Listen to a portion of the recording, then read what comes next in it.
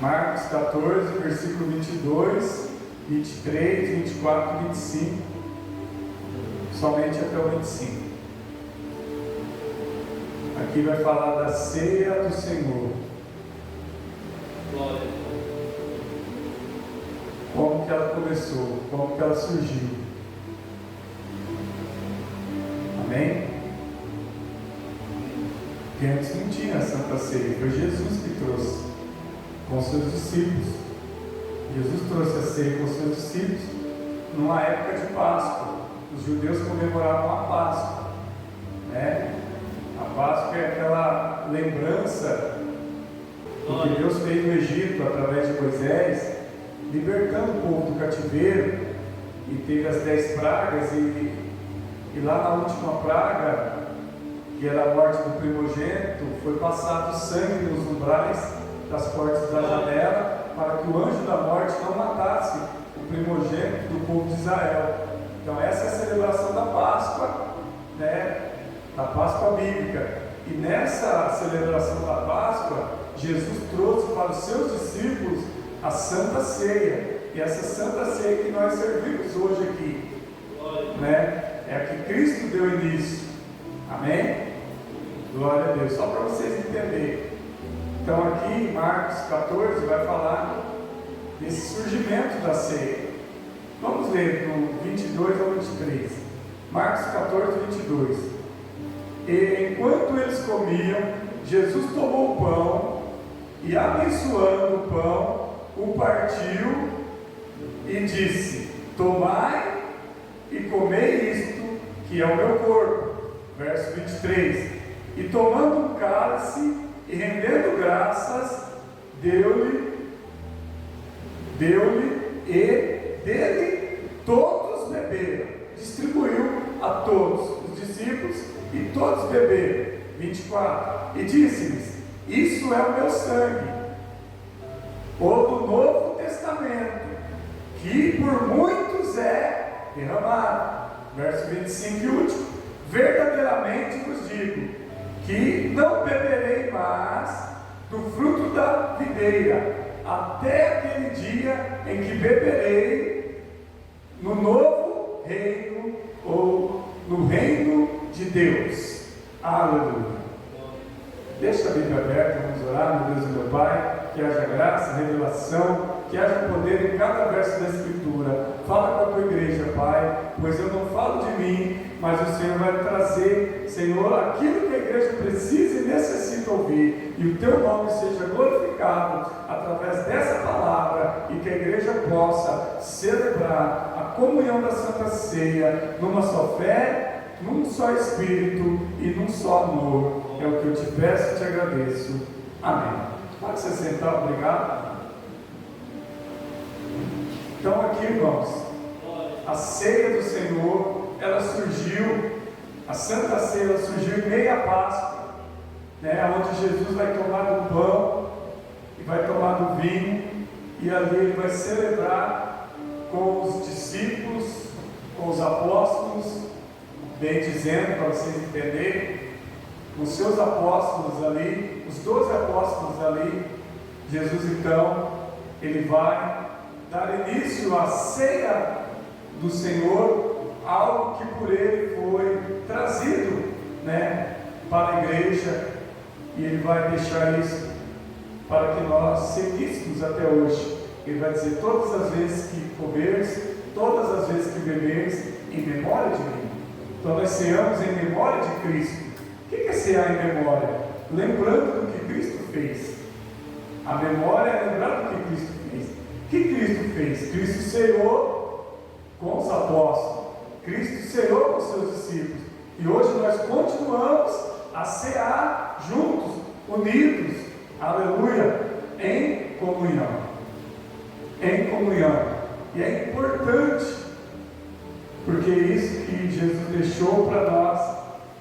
Ele deixou escrito, e aqui Marcos está relatando como deu início a essa ceia. No verso 22, e quando eles estavam juntos, né, com Jesus, Jesus tomou o pão e abençoou o pão. ao pão, está aí na mesa. Jesus abençoou o pão, e abençoando o pão, ele partiu o pão, né? Então todos pegaram desse pão para comer, o pão da comunhão, ao qual Jesus partiu. Ele disse algo aqui que os discípulos então não sabiam. Jesus vai dizer: esse pão é o meu corpo. Olha só, não é isso que está escrito aí no final do verso? No final do verso 22, isto é o meu corpo. Jesus está falando por parábola.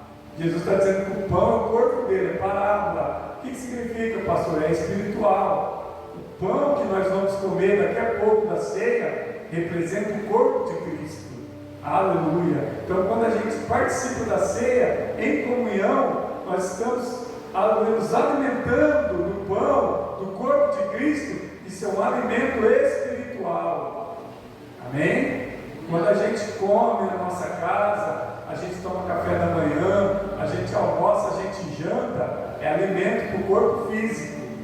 É um alimento para o corpo físico. Mas a ceia é alimento espiritual. Amém? E é importante, porque só vai cear, ou só vai participar quem está em comunhão. Eu sei que tem gente que não sabe, mas Judas não ceou com os 12. Não estou entendendo, pastor, eu vou ler depois. Assim que Jesus falou que tinha um traidor na mesa, Judas vai dizer se era ele: sou eu, Senhor, o traidor? E Jesus diz: você mesmo o diz. Você está dizendo que é. Aí o que Judas fez? Se levantou e saiu correndo. Aí depois que vai acontecer o verso 22 aqui, depois que Judas sai e deixa só 12 com Jesus, 11 apóstolos de Jesus, 12, ele vai partir e distribuir para os apóstolos. Judas já foi. Judas não participou da ceia. Por que Judas não ceou? Fácil, porque ele não estava em comunhão. O que tinha acontecido com Judas dias antes? Ele tinha vendido Jesus por 30 moedas de prata. Como que ele vendeu? Ele entregou Jesus. Disse onde Jesus estaria. Ele já tinha combinado, né?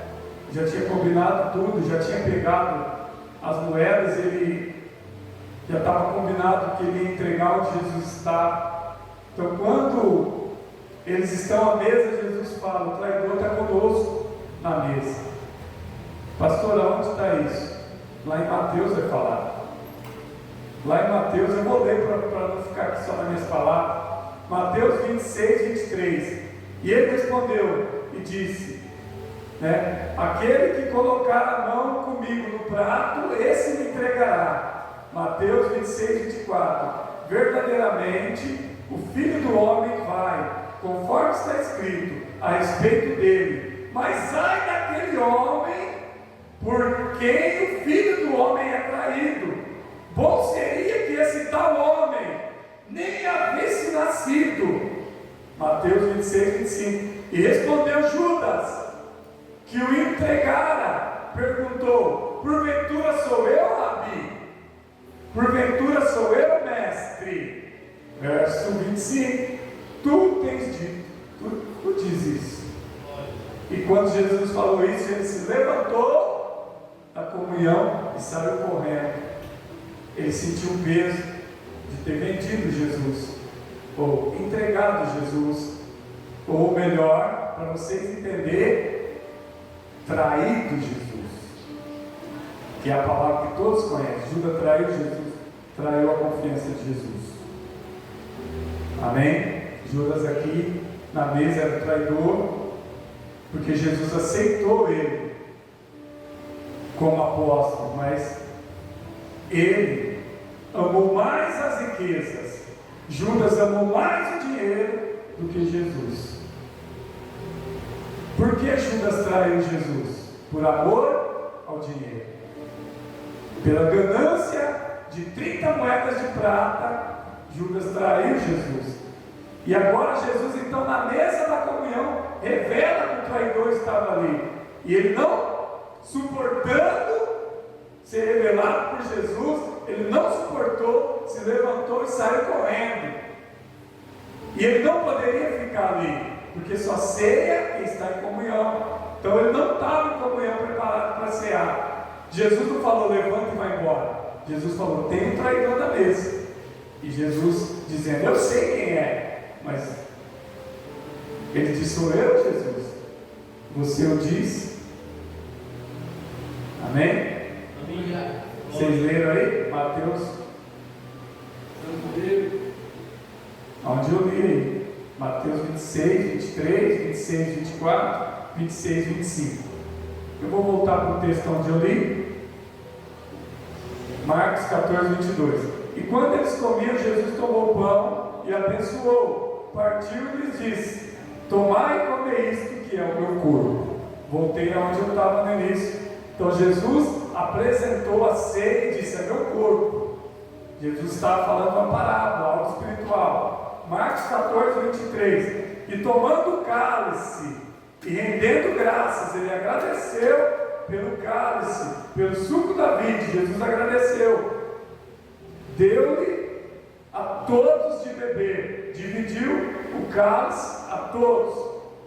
Verso 23, então vai dizer que ele dá graça e ele divide o cálice com os 11 que ficaram ali, mas ele, Jesus e mais os 11 apóstolos.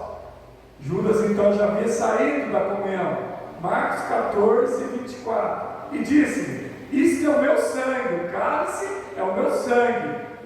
O cálice então significa o Novo Testamento, porque por muitos é derramado.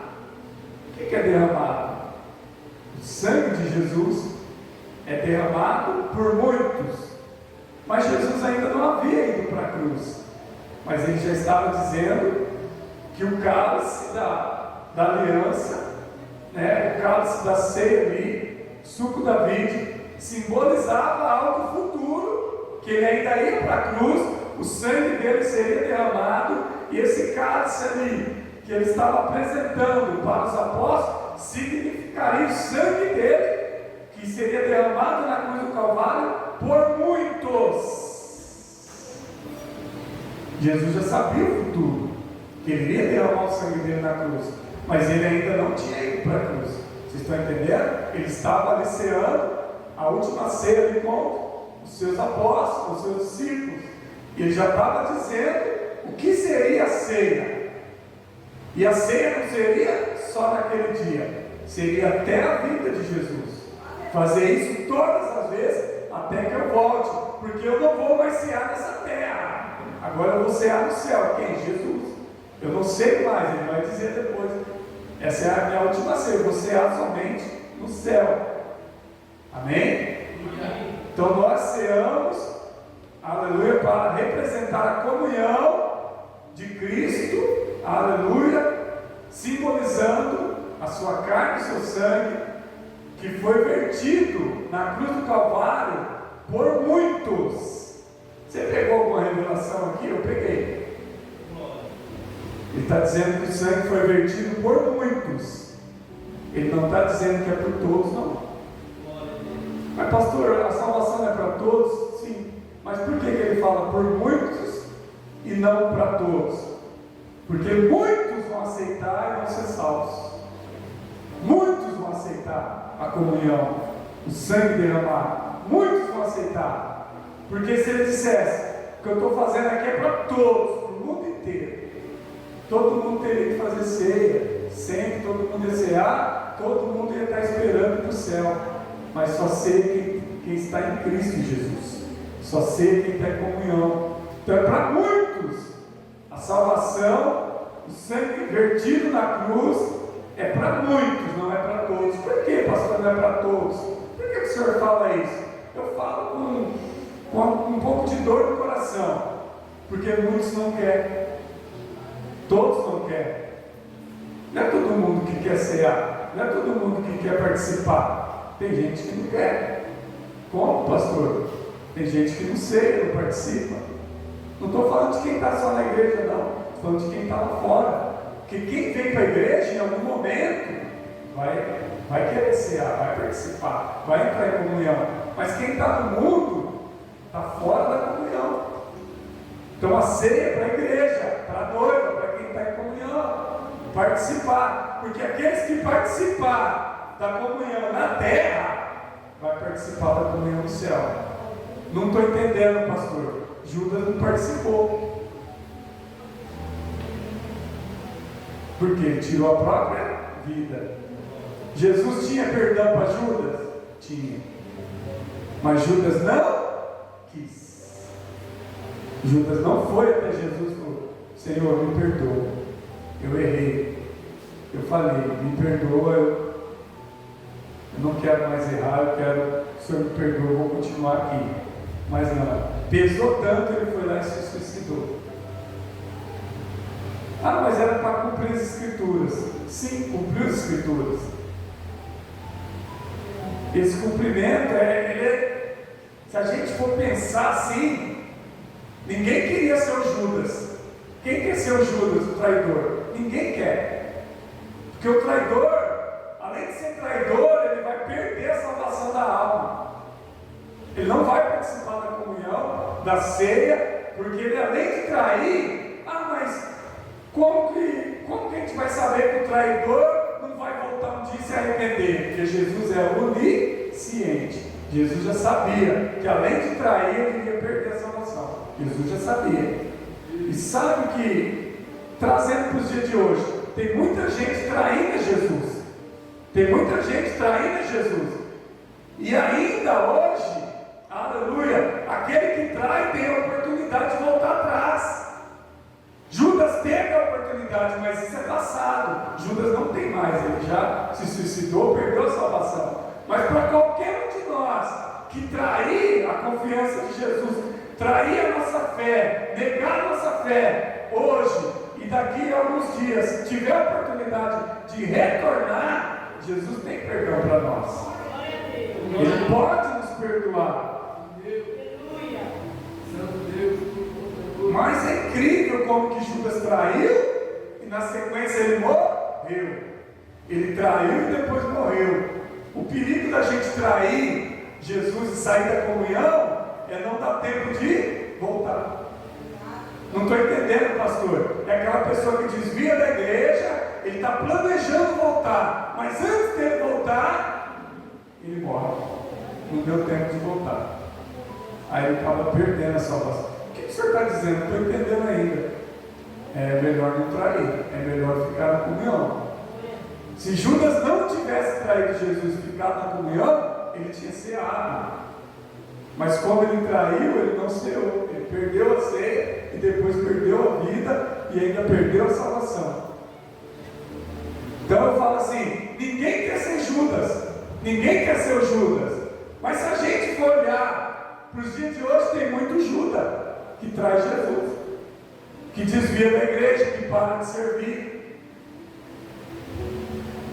A única diferença é que ainda tem chance, igual eu acabei de falar. Trair Jesus, desviou, está no mundo, está fazendo tudo de errado. Mas se voltar, se der tempo ainda de voltar, para Judas não deu tempo, mas talvez para alguém dê tempo de voltar. Mas isso é um risco muito grande. Negar a fé. O que é negar a fé? Todo que crê em Jesus será salvo. Mas o que não crê, ou o que deixar de crer, porque Judas, em algum momento, ele acreditava em Jesus. Só que o amor ao dinheiro foi mais forte do que a fé de Judas. Porque Judas, ele foi até Jesus e falou: Jesus, eu quero te seguir. O senhor me aceita? Jesus falou: te aceito, pode vir, me segue. Não foi Jesus que foi atrás de Judas, foi Judas que foi pedir para ser um apóstolo. Se o senhor me aceitar, eu quero te servir. Só que aí, no meio da caminhada, fizeram uma proposta para Judas de 30 moedas de prata. E Judas, ele pensou e disse: eu entrego ele por 30 moedas, eu entrego.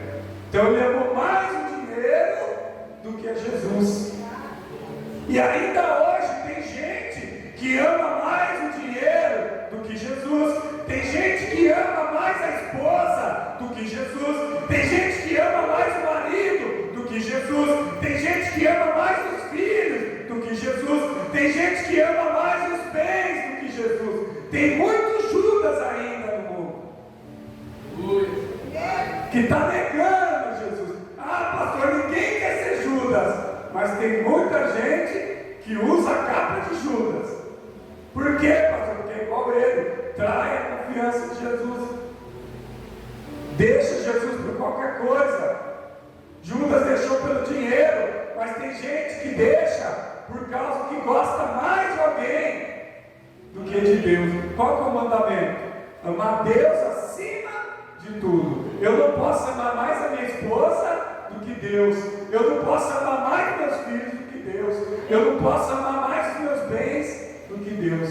Eu tenho que amar Deus acima de tudo. Depois eu tenho que amar o próximo. O próximo é a esposa, o próximo é os filhos, o próximo é a família, os amigos, o próximo é até o inimigo. Até o inimigo é próximo.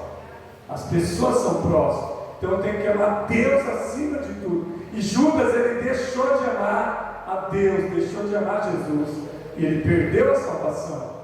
Ele foi traidor. E por isso que eu digo, ninguém quer ser o Judas. Mas tem muitos Judas vestindo a capa, traindo Jesus por prazeres, por paixões, por coisas terrenas. E Deus está falando.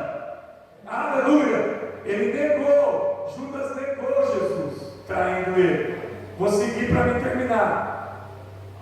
Verso 23. E tomando o cálice, Jesus tomando o cálice, ele deu graças e dividiu, deu de beber aos seus apóstolos. Marcos 14, 24. E disse-lhe: isto é o meu sangue, o sangue do Novo Testamento, que por muitos é derramado.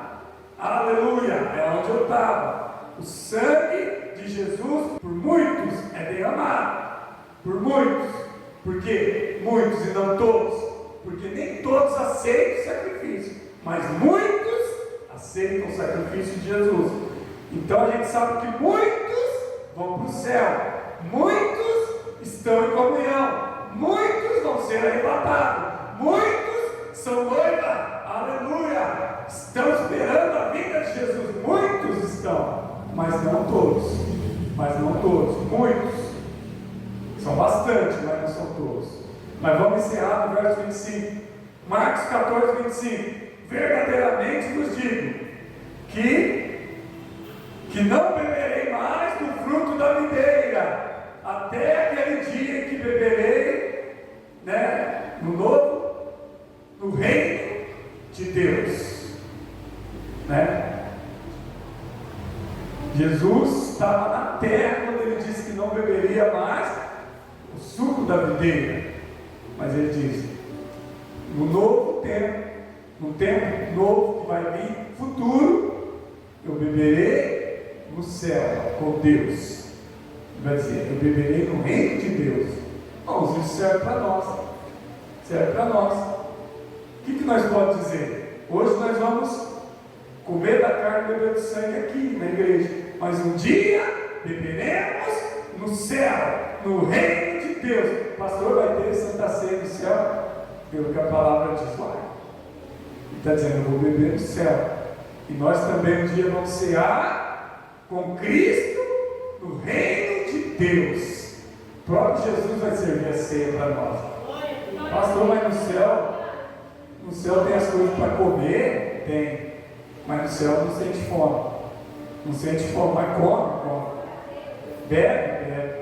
Bebe o que no céu? Água da vida. A fonte da vida. No céu vai ter tudo isso. No céu vai ter frutas. Vai ter as florestas, vai ter os oceanos, mares, rios cristalinos, fontes, árvores, frutas, flores, passarinhos, animais. Céu é um lugar lindo. Tudo que tem na terra tem no céu, mas é perfeito. Estou falando da natureza, do que Deus criou. Tudo que tem na terra tem no céu, só que no céu é perfeito. Como o pastor que é perfeito? Eu já falei isso. No céu, o leão é perfeito no céu. A onça é perfeita no céu. O que quer dizer? Não vai te engolir. Ele é perfeito, ele está lá, mas não para te matar. No céu, o leão não te mata, a onça não te ataca. Amém? É isso, os animais vão ser no céu dóceis. Nós vamos conviver com os animais dócil, sem ninguém atacar um ao outro. Você não vai atacar um animal para matar e comer a carne dele no céu. No céu tudo é perfeito, tudo em harmonia. Não tem choro, não tem dor, não tem fome, não tem frio, não tem calor. Por quê, pastor? Porque lá é perfeito. Lá tudo é perfeito. Lá não haverá mais morte. Lá você não precisa se preocupar que dia que você vai descer a sepultura, porque lá você já está vivendo eternamente. Lá você não precisa se preocupar, igual eu disse aqui, que está envelhecendo. No céu não envelhece, irmãos.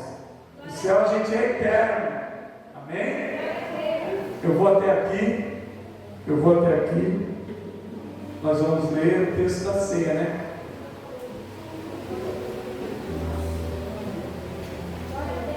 Vou ler o texto da ceia. Pastor, eu não entendi muito bem. O senhor queria falar de Judas ou da comunhão? Não, eu queria falar da comunhão, tá? Judas foi usado aqui, mas eu queria trazer mais a comunhão, tá? Que nós temos que estar em comunhão. Nós não podemos ser Judas, sair da comunhão. Não podemos sair da comunhão. Judas perdeu a ceia, saiu da comunhão. Então Judas é um exemplo para nós não perder a comunhão, se manter em comunhão. Então eu estava falando mais da comunhão do que de Judas. Eu estava falando mais da comunhão do que da traição. Mas qualquer um de nós, se não tomar cuidado, pode trair Jesus. Então nós não podemos trair. Temos que nos manter firmes. 1 Coríntios 11, 23. Vou ler o texto da ceia, para a gente cear. 1 Coríntios 11, 23. Porque eu recebi do Senhor o que também vos entreguei, que o Senhor Jesus, na noite em que foi traído, tomou o pão. Verso 24. E havendo dado graças, o partiu e disse: tomai e comei isto, que é o meu corpo, que por vós é partido. Fazei isto em memória de mim. 1 Coríntios 11, 25. Do mesmo modo, depois de haver ceado, tomou o cálice, dizendo: este cálice é o Novo Testamento do meu sangue. Fazei isso todas as vezes que beberdes em memória de mim. Verso 26. Porque todas as vezes que comerdes este pão e beberdes este cálice, anunciais a morte do Senhor até que Ele venha. Nós estamos anunciando a morte, ceando, mas nós já estamos dizendo até que Ele venha. Quer dizer, nós estamos confiando que ceando até que Ele venha. Ele vai voltar e nós estamos ceando em comunhão. 27. De modo que qualquer que comer este pão ou beber do cálice do Senhor indignamente será culpado do corpo e do sangue do Senhor. 28. Portanto, examine-se o homem na própria alma, e então coma deste pão e beba deste cálice. 29. Porque aquele que come e bebe indignamente, come e bebe para juízo e condenação própria, não discernindo o corpo do Senhor. Verso 30. Por esta causa há entre vós muitos debilitados e muitos doentes, e muitos que dormem. 31. Porque se nós julgássemos a nós mesmos, não seríamos julgados. 32. Mas quando somos julgados, somos disciplinados pelo Senhor, para não sermos condenados com este mundo. 33. Portanto, meus irmãos, quando vos reunides para a comunhão, esperai pelos outros. 34. E último, aquele que tiver fome, come em sua casa, a fim de não nos reunirmos para juízo. As demais coisas nos colocarei em ordem quando for ter convosco. Amém? Amém?